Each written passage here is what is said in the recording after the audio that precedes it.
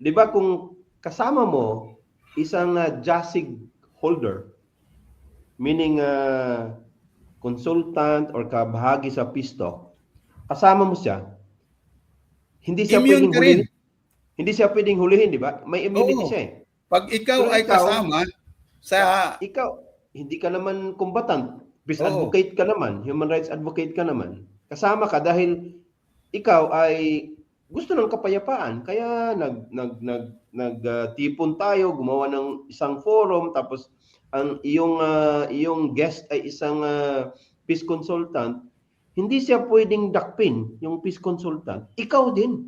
Hindi rin Oo, pwede dahil yung oo, kabahagi doon sa consultation, immune oo, din. oo, oo, Immune oo, din sa oo. harassment, immune Oo sa nga. arrest, Oo immune sa nga. ano Oo. pang gagawin sa Hmm. iyo. At Kaya gusto mahalagang kong... pag-usapan 'yan, Father Johnny, kasi sa bagay magaling din 'tong teknik ng militar eh. 'Di ba? Maalala mo, Father Johnny, yung kay Bishop Carlo, kasama niya peace consultant 'yon. Na Oo. presenta yung JASIG.